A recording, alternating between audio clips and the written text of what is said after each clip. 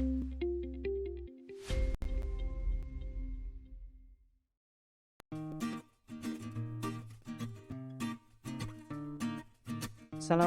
warahmatullahi wabarakatuh. Apa kabar? Udah siap belajar hari ini? Hari ini kita akan masuki tema 1, subtema 1, pembelajaran 3. Untuk memanfaatkan waktu, kita langsung ke materi. Nah, sekarang perhatikan gambar berikut. Kita punya gambar.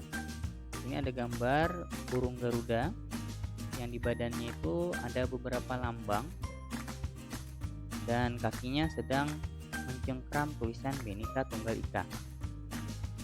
Jadi setiap lambang yang ada di tubuh burung Garuda ini itu memiliki makna. Dari yang pertama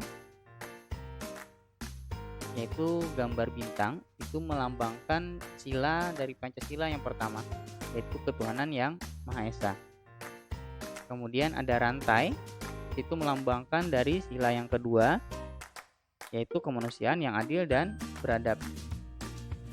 Kemudian ada pohon beringin, yaitu persatuan Indonesia. Ada banteng, itu kerakyatan yang dipimpin oleh hikmat kebijaksanaan dalam permusyawaratan perwakilan.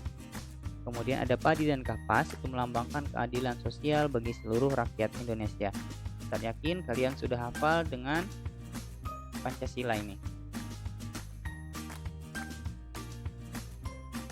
Sekarang nilai-nilai yang terkandung dalam Pancasila apa aja? Kita mulai dari sila yang pertama, yaitu ketuhanan yang Maha Esa. Nilai yang terkandungnya adalah beriman kepada Tuhan yang Maha Esa, saling menghormati antar umat beragama.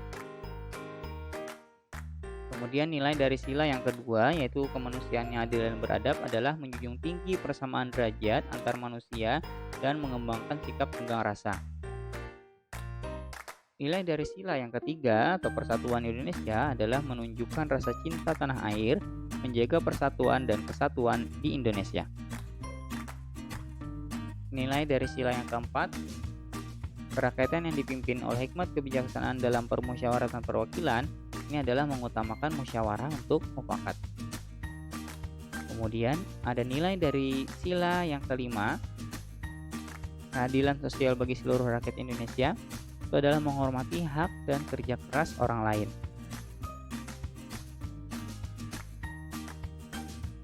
Nah, sekarang bagaimana sih contoh dari penerapan nilai sila yang pertama?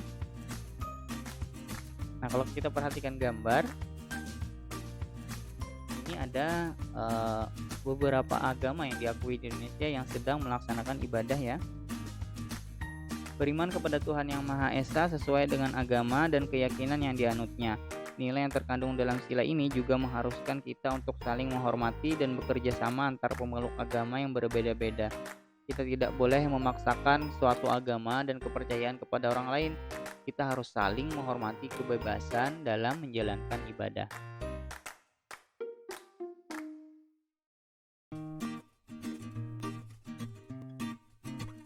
Contoh dari penerapan nilai-nilai sila Pancasila yang kedua, kemanusiaan yang adil dan beradab adalah setiap warga negara hendaklah mengakui persamaan derajat, persamaan kewajiban antar sesama manusia sebagai asas kebersamaan bangsa Indonesia dan persamaan hak. Dengan menjunjung tinggi persamaan derajat, hak, dan kewajiban, maka seluruh bangsa Indonesia bersama-sama akan mampu menegakkan dan juga memelihara kebersamaan. Penerapan nilai ini dalam kehidupan sehari-hari adalah dengan mengembangkan rasa saling mencintai sesama manusia, sikap tenggang rasa, menjunjung tinggi nilai-nilai kemanusiaan, gemar melakukan kegiatan kemanusiaan, serta berani menegakkan kebenaran dan keadilan. Kalau kita lihat di gambar sini ada pembagian bantuan kepada saudara-saudara kita yang sedang mengalami bencana banjir.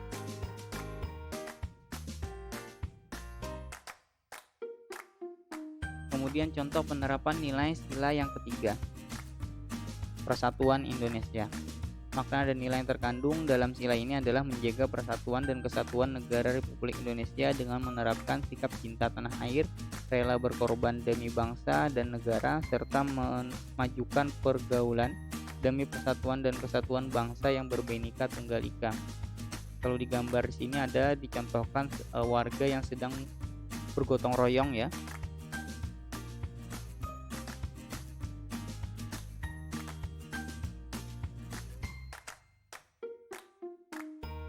Contoh penerapan nilai-nilai sila yang keempat.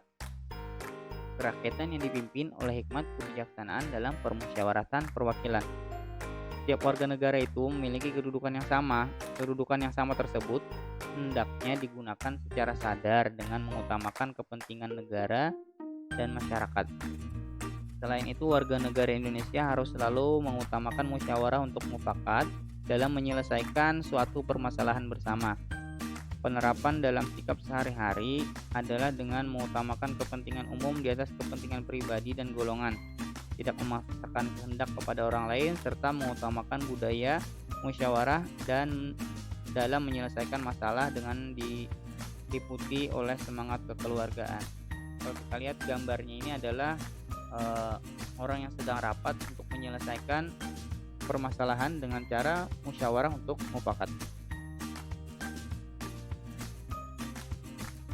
Kemudian ada contoh penerapan nilai sila yang kelima, yaitu keadilan sosial bagi seluruh rakyat Indonesia. Kita harus menghindarkan diri dari sifat pemborosan, selalu bergaya hidup mewah, dan perbuatan-perbuatan yang merugikan kepentingan umum.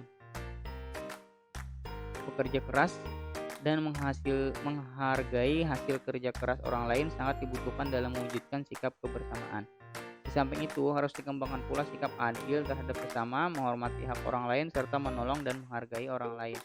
Jadi selain kita menghindarkan diri dari sikap boros, kemudian perbuatan yang merugikan orang lain, kita juga harus bisa semampunya untuk menolong dan menghargai orang lain.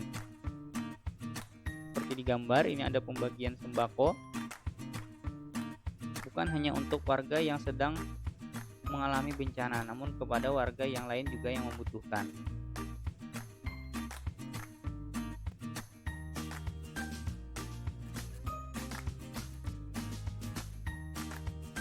Jika kita menjalankan nilai-nilai Pancasila, maka kehidupan masyarakat akan berjalan dengan aman dan sejahtera.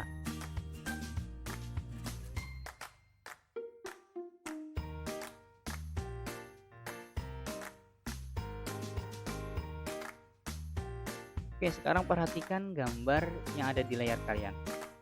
Apakah ini? Gambar apakah ini? Ya, betul, ini adalah peta dari negara kita.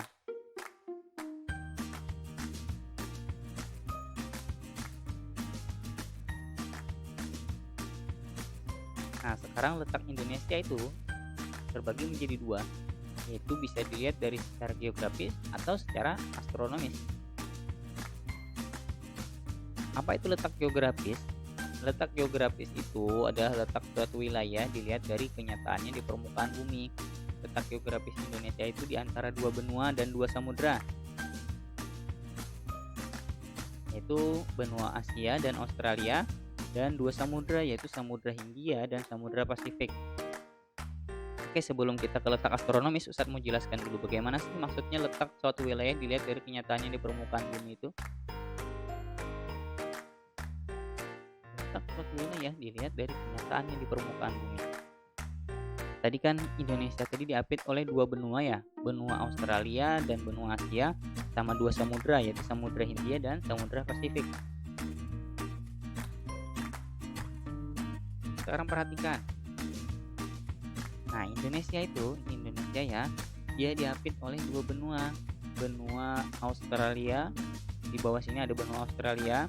Kemudian ada satu benua yang besar yaitu benua Asia ya. Benua Asia yang di atas ini ya, sebenarnya dia tidak tergambar di sini, dia tidak termasuk dari peta yang ada ini.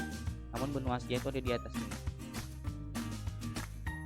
Kemudian ada Samudra Pasifik, ada Samudra Hindia. Nah, Indonesia juga berbatasan langsung di utaranya, di utara ya. Utara menunjuk ke atas, berarti utara di atas ini.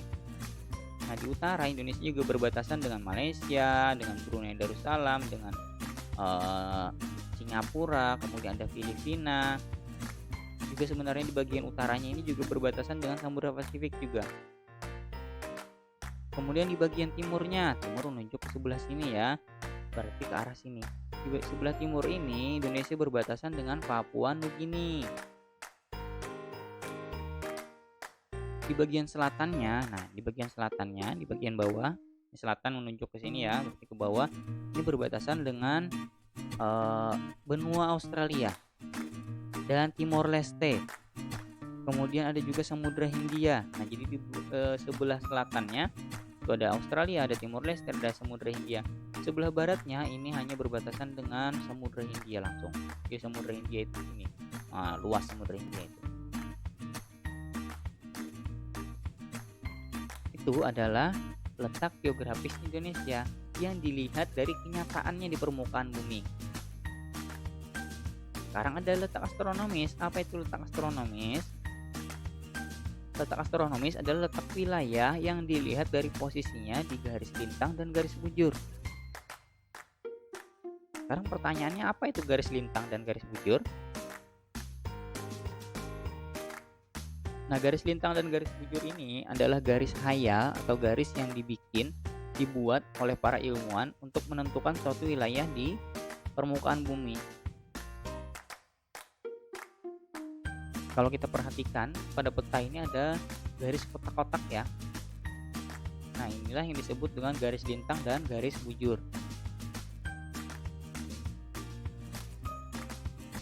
Ini tidak terlihat secara nyata oleh mata ketika kita melihat permukaan bumi dari atas. Tapi ini hanya bisa dilihat di peta karena garis ini adalah garis hayal yang dibentuk oleh para ilmuwan untuk menentukan satu wilayah di permukaan bumi. Yang mana yang garis bujur? Nah, garis bujur itu adalah garis yang menghubungkan kutub utara dan kutub selatan. Seperti yang tadi Ustadz jelaskan, utara itu ada di atas sini, selatan ada di bawah ya. Berarti dari utara ke selatan. Nah, berarti garis bujur ini adalah garis yang dari atas ke bawah. Nah, ini adalah garis bujur. Semuanya itu disebut dengan garis bujur. Sedangkan garis lintangnya, garis lintang adalah garis yang membagi bumi menjadi dua, yaitu belahan ini bukan belahan utara ya, ini belahan barat dan selatan. Barat dan timur.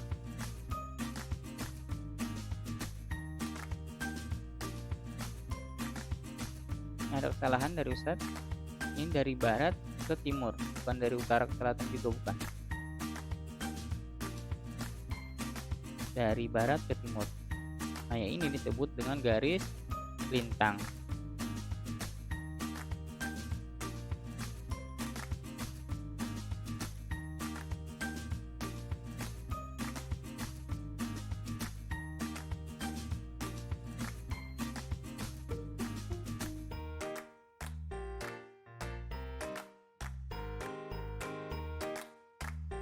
Nah, sekarang